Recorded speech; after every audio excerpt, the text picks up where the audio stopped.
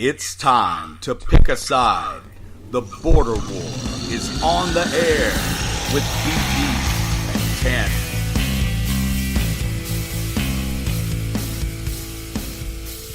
10. All right, it is time to roll with hour number 2 of the border war for February 28th. If you didn't listen to hour 1, go back and listen to it. We talked about college basketball. And it was fantastic. And that's really pretty much all we talked about was college basketball. 45 minutes of college basketball. We should have 10 months of college basketball. So we got one segment done in the past 45 minutes. This segment, we need to do 4 segments. This 45 minutes, we need to do 4 segments. Well, let's get on it. We're going to be talking about the NFL, specifically Jerry Jones, and whether or not he is going to be either imprisoned or executed by Roger Goodell. We're going to hit the NBA and talk about Adam Silver's postseason designs, and then we're going to hit a little college baseball before we hit the picks. So we'll start in the National Football League. We haven't talked any NFL in a couple of months now, really, or since the Super Bowl was over. Since the Super Bowl, so a few weeks. A few weeks. Feels longer than that. I miss football. Well, I get tired of talking about Kirk Cousins. Well, that's all there is to talk about. We're not going to talk about Kirk Cousins anymore because thank you. He is the enemy. Thank you. Well, he's not quite the enemy yet. We still need to unload him, but at least apparently we have agreed now to not try to still a franchise tag him. Oh Lord! All right, so Jerry Jones back in the fall. Was it October, November? He sort of when Roger Goodell's contract was up for renewal. What? I'm sorry. Go ahead. I was saying it's basically started back before the season, really. Yeah, well, but it came to a head when Goodell's contract was up for renewal, and Jerry Jones was already angry about the Zeke Elliott thing, and again, going way back to our Meredith days as a Redskin fan, I sided with Jerry Jones on that, and I'm siding with him on this. Roger Goodell, to me, is one of the most inept commissioners in the history of professional sports, of any sport.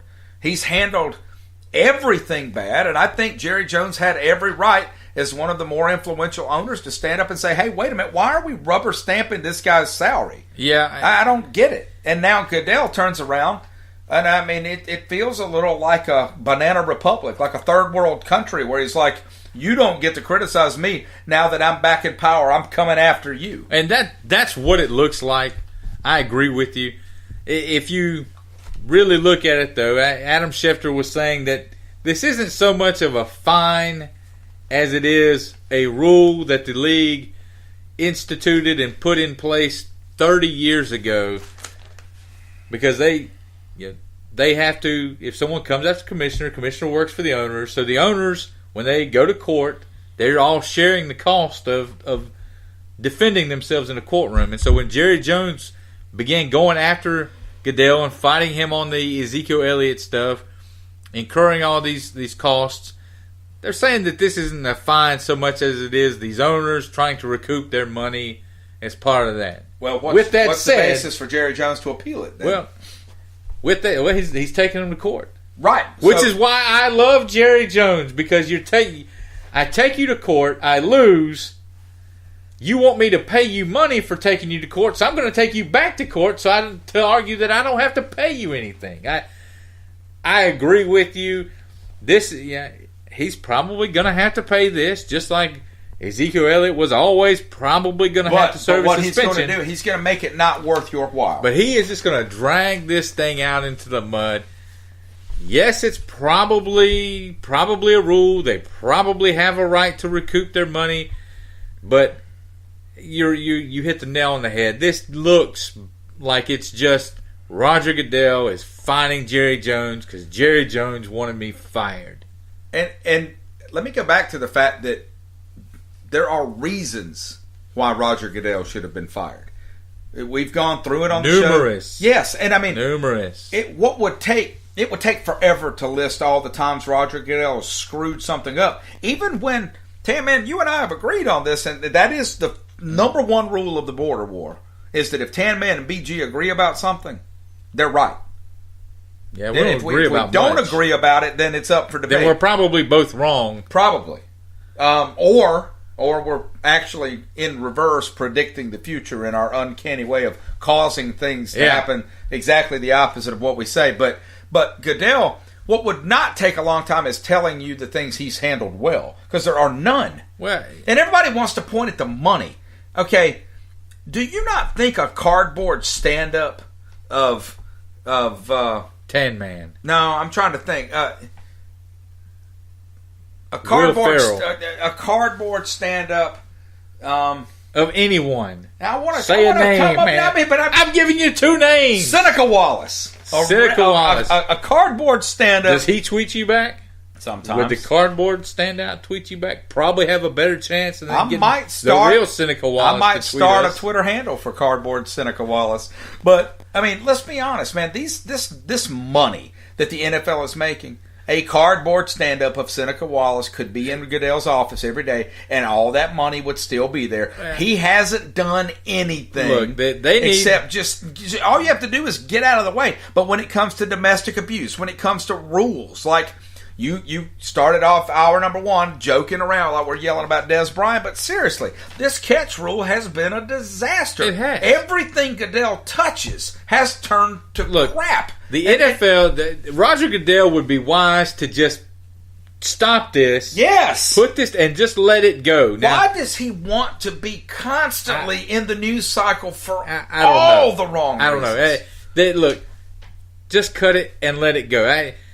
The owners agreed to let this certain group, this small group of owners, basically run the contract negotiations for Goodell, and that they would sign pretty much. It said they would sign whatever they came up with, and everybody was fine with it, until Jerry Jones wasn't fine with it for all the right reasons, in my opinion. And so he decided he wanted to fight that. Well, they go, well, you've already said we could handle this. You've already given us authority to handle this. And right. I mean, and just let it go, man. It seems to have no awareness of it. And the thing that gets me is, who are we always comparing to? We're always comparing him to Adam Silver. Yeah. And we're going to talk about Adam Silver just in a minute here, who's also in the news cycle for all the right reasons, man. He gets everything. He gets almost everything right. I mean, and he looks like someone from an alien planet. I love Adam Silver. And he is just so competent. The players love him. The owners love him. And just think about that, man. That in the NFL, everybody hates Goodell. The NFL, they hate each other. Everybody hates everybody. It's dysfunctional. Everybody hates everybody, and when they come up for negotiations in a couple years, it's starting to show. You might not have an NFL season in 2020. It's bleeding through, and it's starting to show. You might not have an NFL season in 2020. I remember listening to Mike and Mike. Was it 4 seasons ago when we almost had a strike and football is back, and when we had like a week of training camp. When was that? 2014 or so? A few years ago. Okay, well, whenever it was, I remember Schefter or whoever it was on Mike and Mike that Monday morning before the season started saying, this is not over. Yeah. This is a big problem. They kicked the can on a lot of things down the road. They basically said exactly what you just said, that when this comes back up again, it's going to be World War III. Yep. And it's not going to end well. Neither side can give in. And since then, I think both sides have just dug themselves into more extreme positions. And kind of like real life. There's something to be said. But not so in the NBA. No, Adam Silver has come out. You just mentioned it. Very progressive owner. He's always looking at ways to improve the game, improve the product. And one of the things that is really getting kicked around right now is changing the NBA's playoff format. Of course, right now they take 1 through 8 in the West, 1 through 8 in the East, and let them play. One of the things that Silver is kind of kicking around is just taking I've heard still taking the 8 and the 8, but just reseeding them 1 through 16, so that maybe you don't wind up with Rockets Warriors for the West. Maybe you wind up with Rockets Warriors for the whole shebang. How do you feel? Before we get into the specifics, let me just say that I love the fact that he's bringing it up. Period. Okay. Yes. And I mean, it's like a dream come true to me. I mean, like, things that happen growing up in the 80s, like this kind of thing didn't happen. Everything in our society felt set in stone. Like if you didn't do it this way because we've always done it. If you didn't like the NBA playoffs, tough. When I was a kid, we didn't even have NBA playoffs. There was no NBA. When I was a kid, the Celtics won every year. Really? Oh, Bill Russell, he ran out of fingers. Yeah. I mean, okay, so that was the NBA. I mean, like, and I love that we live in a age now where this young NBA commissioner just basically comes to the players, the owners, the public, you, me, and says, hey. Okay, you want something different? What do you think? I don't like the way it is. And I've told you, man, listen, I don't know how many interviews you've heard him on. He's so frank and candid and just, you know, he never gives you that stock answer. That Goodell has nothing but stock answers. I mean, just emotionless drivel. He is a stock answer. Yeah, no, he is. But so Adam Silver says, look, there's obviously a parity issue in the NBA. Let's call it like we see it. Now, this does not address that. No. And I still say that is the one issue that the NBA continues to have, and it continues to be the reason that I, as a sports fan, am not really invested in it because there is a huge lack of parity. But the one thing you have going for you is the NBA playoffs. Do everything you can to make them better. I'm personally, I'm pretty extreme, and maybe I wouldn't do it right off the bat, but I don't even really see the point of the Eastern and Western conferences anymore. You're already seeing it in the All-Star game. When we previewed this season, we used the divisions just as an organizational talking point, but they're not even real. They're a scheduling device. They don't mean anything. I don't think that you're going to get to the point where it's a 1 through 16 NCAA tournament style. And I think it's because of what Adam Silver said. The biggest drawback, the biggest hurdle that they would have with something like that is, it's the travel. And this is what, to your point, Silver's willing to talk, and he's willing to toss around ideas and look at different things. And it's not we're not going to do it because we've always done East versus West. I don't know if the travel logistically would work. Well, I tell you, the one thing that would alleviate that to a degree, but it's one of the things that is a non-starter, and that's lessening the number of games they play. And that's not happening. I don't see it being a lessen the number of games because that's not going. They've been talking about that in baseball for 20 years. I apologize. I should have said reducing the number. I made a grammatical mistake, and I'd like to call myself out for it. You are a grammatical mistake. That's really, you don't work on this floor. That's offensive. You can't find that commercial on the internet anywhere. Really, it doesn't exist. You go try to find it. I will. Hey, I found the Fishing with Orlando Wilson theme, so I can find anything. You want to sing 2 seconds or 3 seconds? Go ahead, hit us up. We're going fishing again. That's all I know. Remember the word. We found out there were 2 themes, though. Yeah, there was an opening theme and a closing theme. Tony Schiavone, if you're listening, we know you know what we mean. Tony Schiavone. That's a blast from the past. Get Schiavone on here. That'll put some butts in the seats. But, but Silver, what they would do with something like that is you're not going to lose games. Owners are not going to give up revenue. Okay, so they moved the season back about a week this year. I think you move it back another week. Okay. I think that you start, though, if you're going to talk about travel, I think you move the season start back a week. You try to keep the rest, incorporate as much rest as you can, but I think you've got to start the playoffs beginning of April. Beginning of April. I think March is over. You got to give the playoffs. Let the big dance be over with. Right now they start and bleed right into it. Yeah, right now they start the playoffs in the middle of April. I think if you're going to have teams crossing the country back and forth a couple times a series, you got to give them a couple more days. Got to give them a couple more days.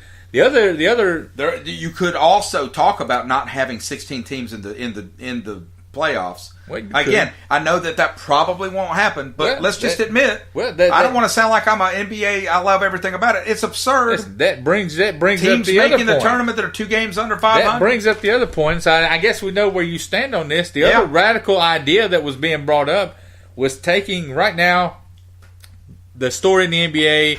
You got the Warriors, right, and then you've got the race to the bottom. When we said it last week, there's like 7 teams that are sitting there around 18 wins that are projected to finish out somewhere around 22 wins. And then you've got about 4 teams, like the Charlotte Hornets, who just seem like they're kind of stuck in the middle. The other possible scenario or possible change that Silver is getting talked about, and I don't know how much. I don't know if this has as much traction as the other thing, but creating like a play-in style to the NBA playoffs where you kind of give those teams in the middle who can't tank, right? But aren't really in a position to walk down somebody to get into the playoffs. The 42 and 40 team. Yeah, the teams between 37 wins and 41 wins.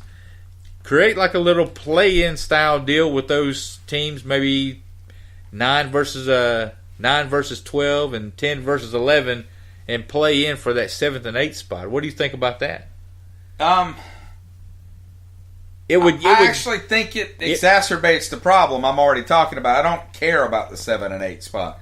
That's the one thing the NBA is not doing as well as the NFL is the playoffs. I mean, like their seeding. The NFL is perfect. You can even conceivably go 10 and 6 and not make the playoffs. That's a better problem to have than a team going. The Patriots went 11 and 5 the year Tom Brady got hurt and missed the playoffs. There you go. That's a better problem than a team going 40 and 42 like the Hornets did 5 or 6 years ago and make the playoffs. Let me come. I can't stand that. All right. Well, let me come at this with a different way. See if I can convince you of this. Right now, and we said it at the beginning of hour 1.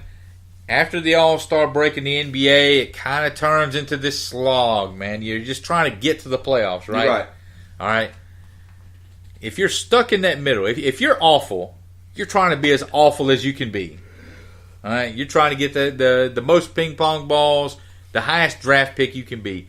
If you're sitting somewhere like we keep coming back to them, but like the Hornets, they're just kind of in purgatory, and you're playing out the string. Doesn't that give you a little something to play for? It gives you a chance. Okay, it's not good enough for me, and you're not going to like this. How about this plan? How about the 8 seed, right? Mm-hmm. If you and you keep this play-in thing, so teams, let's say, seed 12 through 9 or whatever, play or 12 through 8 plays to become the 8 seed. Okay, whatever. Mm-hmm. All right, however you want to do it. 7 and 8. You got, 2 5-game series, something like that? 2 3-game series? What are they? Or is it a one-off? Well, you're talking about the possible play-in thing? I think it would just be a one. Okay. A one-off. So if you can get that, what happens if those teams, maybe even just the ones that make it into that play-in, even if they lose, have a better draft chance than the teams that don't make it in? That's the thing. I think that you're correct me if I'm wrong. You're asking about if I finish 12th, then theoretically I'm supposed to get more ping pong balls than a team that finishes 8th. But if I finish 12th and I win my game and I get in, do I get less? Do I get a lesser chance? I'm saying you should get a better chance. Well, I think you keep that should all be based off of the regular standings. And if you finish 12th and you win your play-in game or your 2 play-in games or however it's set up, then I think you still, come draft time, you still get the same number of your percentage or whatever it is still tied to being 12th. Well, what I'm saying is 8th because you got in the playoffs. What can we do to help the teams like the Hornets who with a really, really franchise-changing player could become a great team as opposed to, the 76ers from a few years back. One player didn't make any difference at all. And in some of those small markets, you're not doing anything but incubate. What if LeBron James, let's do this. What if LeBron James wasn't from Ohio?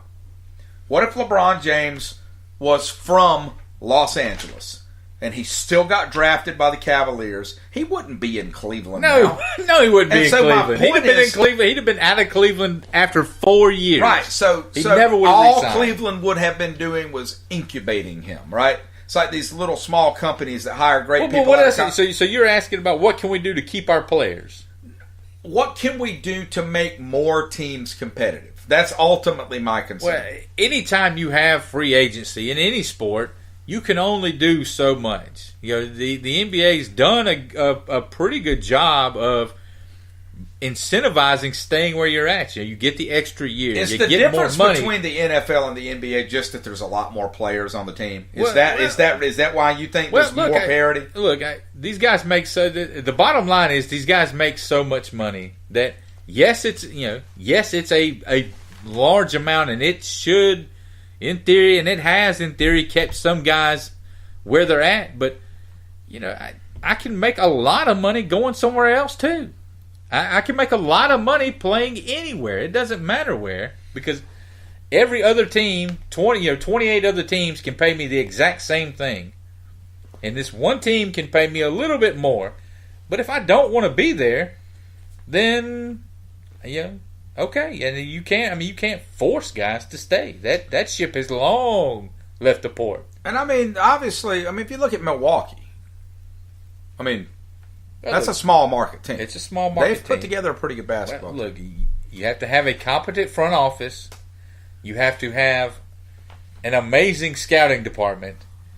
And you have to do your homework. When you scout these guys and you draft these guys, they look at everything. And when you talk to the people in their life and the people they know, if you get the idea that this guy really doesn't want to be in Milwaukee, then maybe you don't draft him. Maybe you go somewhere else. Maybe you get somebody else. I think there was a time, especially in the 80s, 90s. I don't know at what point it changed. Probably with the advent of the internet in the 90s, and then certainly with the advent of, when did the first smartphone come up? Was that like 2008? I don't know, man. I didn't get one until like 2012. I didn't either, but I think that it seems like during the McCain-Obama election. That was 2008. Yeah, I think it was during that Labor Day weekend, right about before that election. Was the first time I ever saw one, the first iPhone. Anyway, but since that happened, and everything with Twitter and everything, I don't think it's difficult. You don't have to live in Los Angeles to market yourself if you're Magic Johnson in the 80s. No, you can live anywhere. The world is a smaller place. You can be a star anywhere. So what I think it's about now is rings. Yeah, and then lifestyle. The Heat is always going to be an attractive thing for people. Don't discount the fact that people don't want to live in Milwaukee, not because they can't win rings. They don't want to live in Milwaukee. Those players actually do have to live there. I think that Boston, Los Angeles, those big cities, those used to be. They had advantages. I think everything's changed now. It really feels like in the NBA now, everything's up for grabs. And like we've talked about this, it's really going to be interesting to see what happens over the next couple of years. I think there's an opportunity for the talent to spread out a bit in this league. I hope that happens. I hope it happens. But if we have a LeBron to Golden State type move, I'm done until he's done. I can't watch that. I don't think that is the Road Warriors versus the Malkies, man. If nobody wants to see that. I think that is a pipe dream that some Warriors fan created to drive up the latest rumor, of course, is the 76ers. I don't know. If he goes to Golden State, then I think you're on to something. I think NBA ratings will plummet. Overall, the NBA is in a good spot. They've got a lot of stars. They got a lot of marketable stars. When you look at Curry and Harden and Durant, if I'm LeBron, I don't want out of the East. No, I'm staying in the East too. That's why he's fighting this playoff thing. He doesn't want to make that road harder. Oh no! Right now he's got a paved golden path to the NBA Finals. He won a playoff in an 82-game season in a month-long playoff. He literally won a ring 2 years ago because Draymond Green kicked a guy. Yep, that was the only challenge he had to overcome. Draymond Green kicked a guy. He won a ring. That was it. Pretty much. It was the only thing that. He needed that one thing to go wrong. Yeah, pretty much. All right, so I see that you have the North Carolina baseball homepage on your screen. It doesn't. We'll come over here into your world for a little while. Great. Well, yeah, but your guys have a team, and you need to get behind them. Baseball. Don't do that, man. I don't do basketball. Why? So North Carolina, one of a perennial they're top 4-5 10 right team. now. Yeah, they've lost 3 games by 1 run. Yeah. Okay. But they've had some bad midweek losses. Look, you sit here looking. You've got a loss to St. John's. They lose 2 of 3. And we both said the same thing. I didn't know St. John's had a team. St. John's had. I didn't even know they had students. I thought it was just a basketball team. Yeah. 2 of 3 to East Carolina. That's actually less surprising. The last one, 12-0. Yeah, 12-0. You come back and beat High Point 10-0. Poor High Point. Look. North Carolina. Make me feel better about our baseball team. It's a long season. Yeah, it's a long season, and you clearly have talent. North Carolina is consistently in the top 15 in recruiting in baseball every year. You've got the game of South Carolina coming up at some point. That's a sure win. We haven't beaten you guys in 80 years, I think. Was it 30-5 the last? It was something. Year, yeah, something crazy. This is a different South Carolina team. We'll get into that in a second.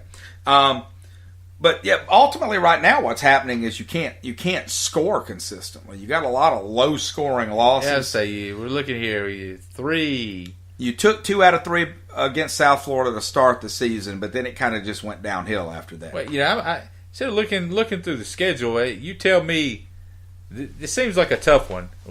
Our conference, which ACC. Much like basketball, the ACC is pretty good in baseball. That's a pretty baseball. Big time. It's not the SEC. SEC and ACC dominate college baseball. That's it. Road trips at Louisville. We got Florida State in here at home, but we're going to Miami, to Virginia, back-to-back weekends. And Virginia is obviously a powerhouse. A powerhouse. I mean, is it just me, or does this thing look loaded the rest of the way? Well, it does, and it looks like most of your really tough series are on the road. But the hope springs eternal, Tan Man. I mean, if you take 2 out of 3 at Louisville this weekend, then you've turned your season around right there. That's baseball is such a mental game.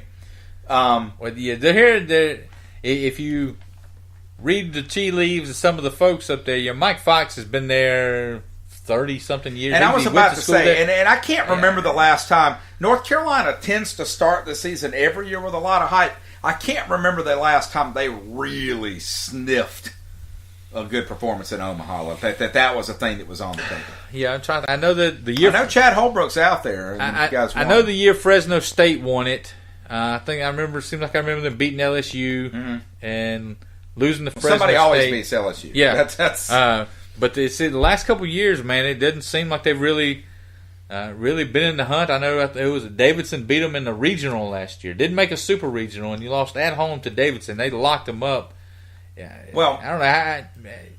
The Mike Fox era in Chapel Hill might be coming to an end sooner rather than later, maybe. One thing that I was struck by, I went back and watched Chad Holbrook's introductory press conference 5 years ago when Ray Tanner retired as baseball coach, when he was promoted. I should say. And then I went back and watched Mark Kingston's introductory press conference last year. And I was just 5 years apart. And I was struck not just by the difference in the men, but by the difference in how much the way baseball is talked about now has changed. Mm-hmm. Baseball is a game. I was telling, I have 2 kids. One of them's a huge sports guy. My older kid is not. And I was trying to tell him, he was asking me, I'd like to be more into sports than I am. What sport do you think I'd really enjoy? And I told him, I said, I think you would love baseball because you're such a thinking guy. Mm-hmm. And there's so much to dig into in a baseball game, right? You can keep score. There's stats out your ears. There's a stat for everything. The whole emphasis on metrics now and on-base percentage and what guys do on Tuesdays in July with a runner on second base whose name is Manny.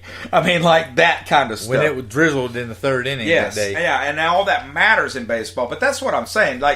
Not to just jump ship to South Carolina, but I'm just trying to make a bigger point about baseball in general. I don't think you can have a guy who's been on board for 30 years. It's a long time. Today's baseball, the recruiting has changed.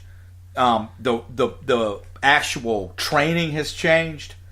And I'll take this, neither one of us list baseball as our favorite sport. Right. You probably list baseball as your 3rd favorite sport. I probably list it as my 2nd favorite sport. Okay? So when we watch baseball, for years and years we watched Bobby Cox in the dugout. Let's be honest. what did we actually think about 2/3 of the time when we saw Bobby Cox? I thought, man, he ain't doing anything. He ain't doing nothing, He's just sitting there. Him and Leo just sitting there talking. So here's my point. Now, in Mark Kingston's introductory press conference, he says that this was last year. One thing I want to do is I really want to jack our home runs way up.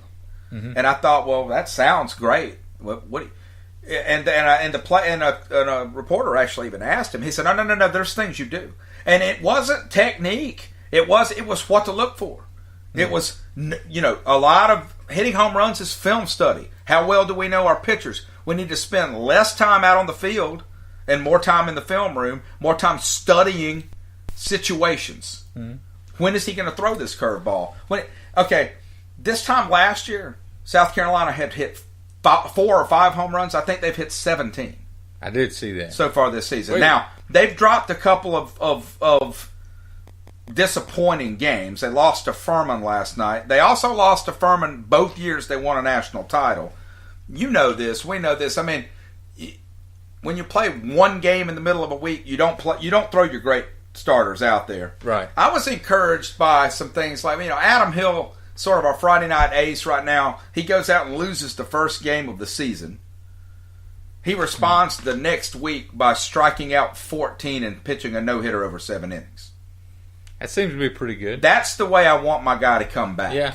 South Carolina is a better baseball team than they were last year. I still think they're extremely young. He's got 3 or 4 first-year players in the starting 9 on most days. He is not inheriting the team that his predecessor inherited. No. I told you, his predecessor inherited, if you look at certain recruiting rankings, a team that had 4 straight number 1 recruiting classes. And he lost in a super regional with that team. Well, you see, look at their schedule. You talked about him wanting to increase the home runs, increase the scoring. Games with 7, 9, 15, 14. I think that's getting done right now. And the hitting has dropped off the past 2 games, the last 18 innings. We have not. Like you said, though, you're going to do some things differently in these midweek games. And the thing that I like about Kingston is that I feel like the lineup we see this weekend against Clemson, and we're going to talk about Clemson here in just a second, and then preview Hate Week. Is that what they call it? Yeah, Hate Week. It's Hate Week. Hate Week. I think you could argue this is like you guys are in basketball. No, it doesn't glean that kind of attention, but when you go to a South Carolina Clemson baseball game, it's no joke, man. I went to one. It's no joke. I went to one a few years ago, and you were surprised by the intensity. It was packed, man. Yeah. You go to the one at Floor Field? We did. Yeah, we won some That's tickets. The one to go to. Yeah, we won some tickets on the radio. That is the one to go to. And we went. It's up on the board somewhere. Yeah, but there it is, right up there. But you guys getting the Tigers this week? Right now they're 8-0. Clemson's 8-0. Dallas Baptist. If you don't follow college baseball, that's a school that you probably didn't know existed. Right. Pretty good baseball program. Clemson 12-1, 9-1 to start that series. No, Monty Lee's got. Wow, it's rolling down there. Okay, let's just throw this out there. Seth Beer's the best hitter in the country. Why would you pitch to Seth Beer? Why? Well, I don't know. See it every Why night. don't you ask Chad Holbrook that question? Because he sure did it last year. I would year. give this guy the Barry Bonds treatment. I remember when Bonds was going through and raking home run after home run. With nobody hitting behind him. Between syringes and nobody hitting behind him. Man, they would walk Barry Bonds with the bases loaded and give you a run rather than let this guy drive in. Just to keep from risking it, they would sort of roll the ball around. I mean, don't throw that thing because he's up there. Bonds was up there with plates all over his arm like he's a RoboCop or something. But nobody was known to step on home plate and swing at one every now and then, so you had to be careful where you threw it. Well, and Seth Beer's closing in on that one. Oh, he's at least on the college ranks. He is a vicious hitter. I think, and it's frustrating because much like basketball, you feel like in football this rivalry is not a rivalry right now. South Carolina's improving. Clemson's just dominant. In basketball, it feels like we've handed them 2 in a row. Mm-hmm. Last year we didn't start Thornwell. This year, I don't know.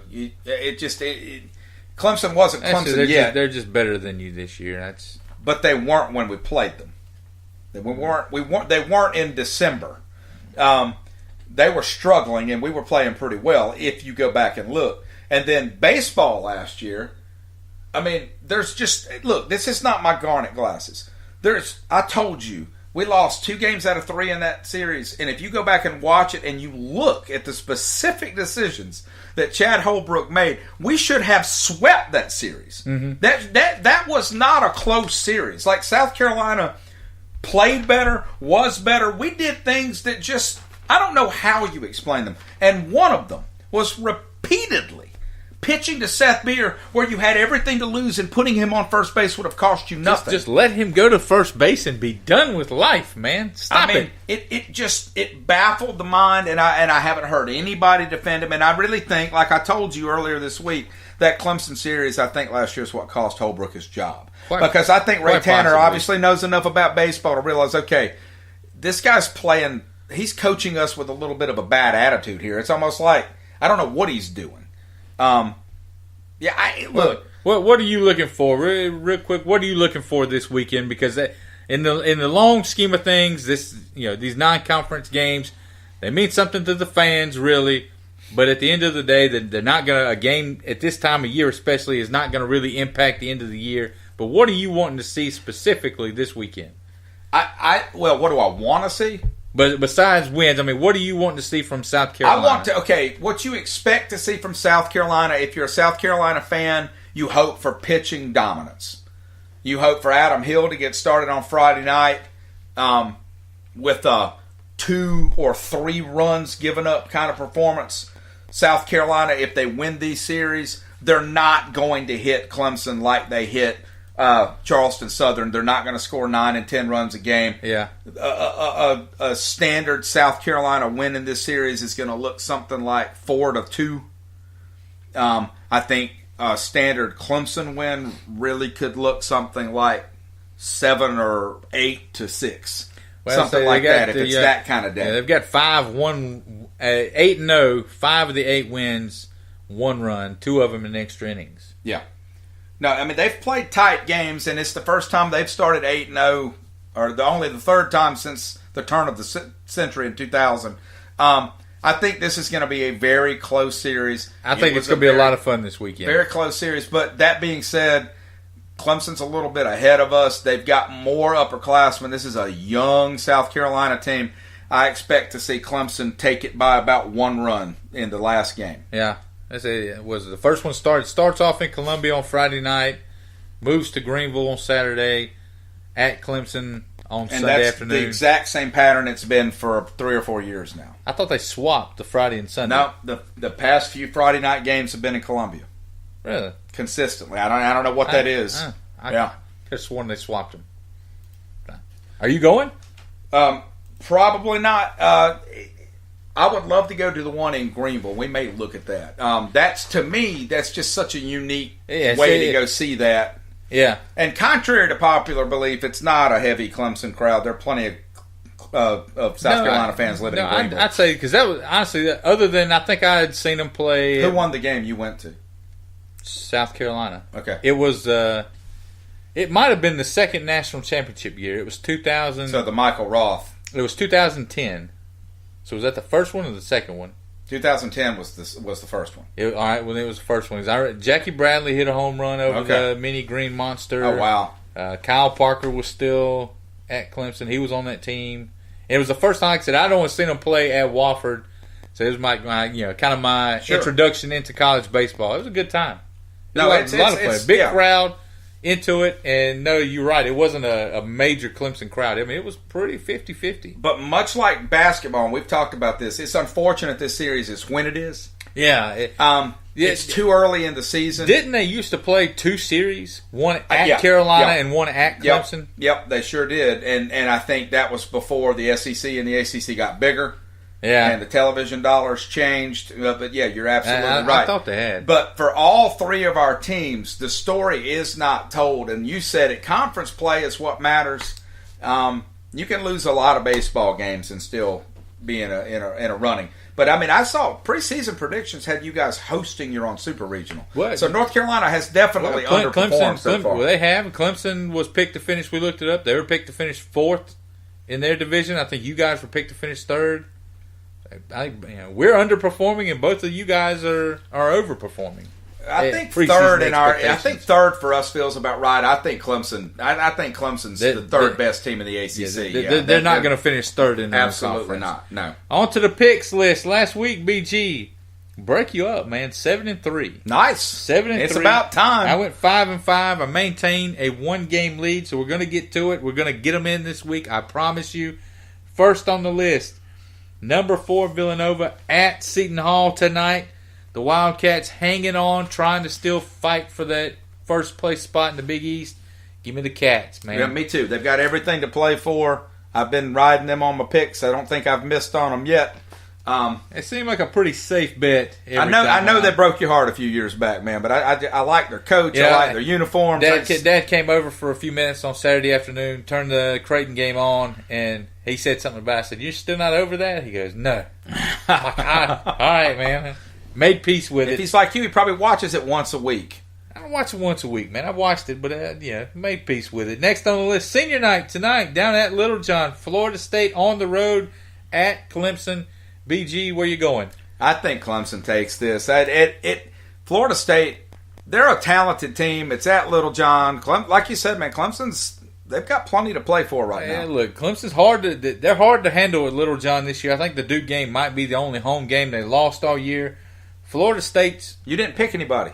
I hadn't got there yet. Florida State's. You're still talking about. Yeah, they're a difficult matchup in Tallahassee, but it seems like you're kind of like Virginia Tech. If you get them away from their home place, they're a little easier to handle.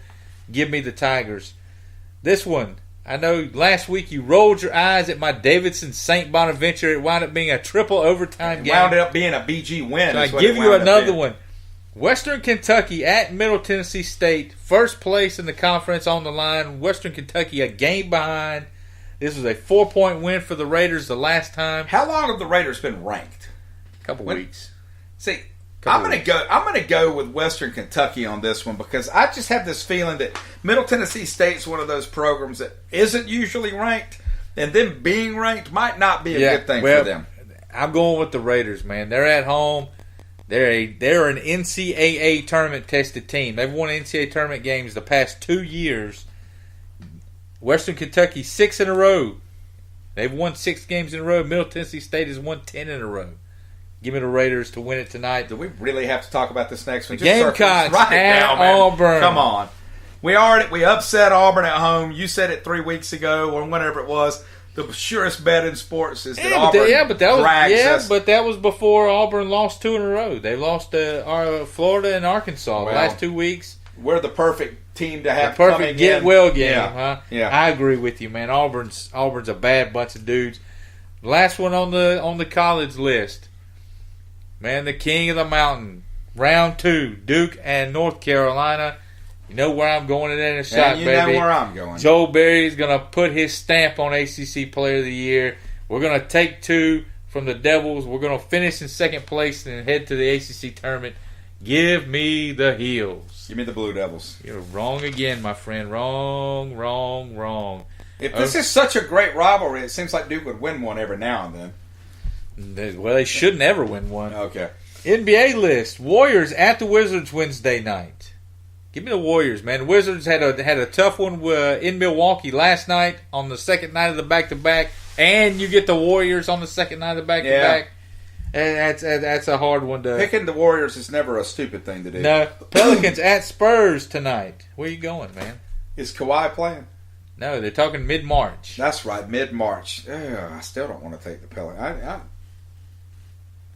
Give me the Spurs. Yeah, Spurs. I'm going Pelicans. Spurs are hard. You might be right. Spurs are hard to handle at home, but I don't know. Give me the Pelicans. Just a hunch. My Pacers at the Bucks. Man, there's like a game and a half separating 3, 4, and 5 in the East. Pacers are involved in that one. The Bucks, another team involved in that one. Pacers going to Milwaukee, getting the win this week. I agree with you. I'm going to take the Pacers in that one. Rockets at the Celtics on Saturday night. Give me the Rockets, man. They're a machine right now. Of the NBA Finals. Possibly. No. Possibly. No, not really. Not really. Who'd you take? Rockets. Oh, we're up against it, BG. Yeah, Rockets. I'll go with the Rockets. Last on the list. Hornets at the 76ers at the Hornets on Tuesday. 76ers. They could be in the dumps No. by then. They could be fighting for a playoff They will spot. lose. Give me the Hornets. They will lose. Give me the Hornets. That is it. Happy birthday to my wife. She is 22 years old tonight. Happy birthday. We will see you guys next week. The Redskins are still terrible. I'm going to cut you off before you even jump in there with that. Alex Smith. Des Bryant caught that ball. When it hit